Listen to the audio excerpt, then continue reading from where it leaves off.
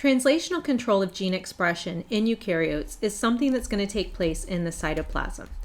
And this is going to occur after that RNA molecule has been exported to the cytoplasm from the nucleus. And really, this is going to be dependent on whether the translation initiation complex can form and begin the whole translation process. So for this to take place, we're going to have a number of proteins that are involved, and these proteins are what we tend to call eukaryotic initiation factors.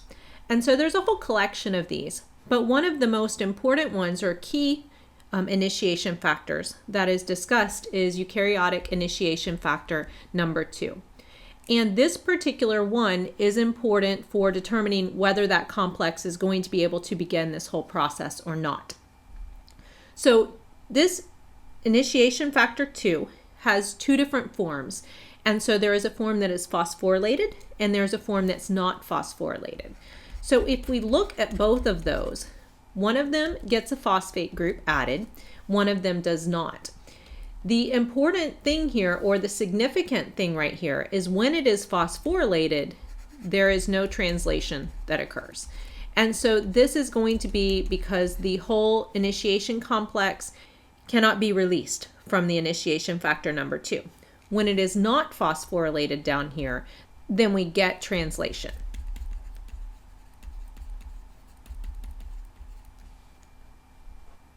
This phosphorylation or no phosphorylation, it's going to be GTP that's really involved in this whole process. So GTP is very similar to ATP, but that will provide the phosphate for phosphorylation of this IF2 if that is going to take place.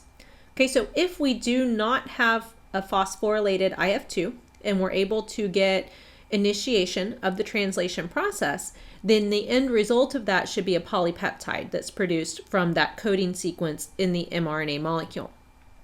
If we get the polypeptide, then that polypeptide is then going to be subject to the next level of control of gene expression, and that's going to be what we call the post-translational control level.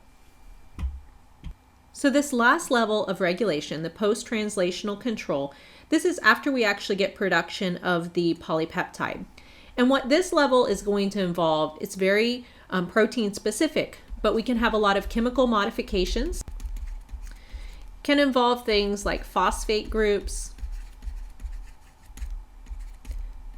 methyl groups, different functional groups. So there's a number of different ones that can be added on top of the protein itself, and these can lead to activation of that particular protein. They can also be additions that affect the stability of the protein. So if we do have addition of something like ubiquitin, ubiquitin is something that actually leads to degradation of the protein. So if this gets attached, then the protein is degraded. And so if the protein is degraded, obviously the protein's not going to be present to carry out some specific function inside of the cell. And in some cases, we actually have some cutting or what we call cleaving of the protein.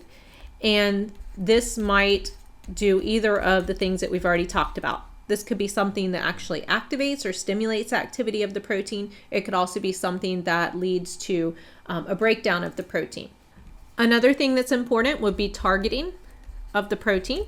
And by targeting, we're talking about getting the protein to the proper location inside of the cell. So if the protein does not make it to the correct compartment, it's not going to function properly. And so all of these different modifications added together are going to ultimately help to finalize what proteins are active inside of the cell and present inside of the cell at any particular moment in time.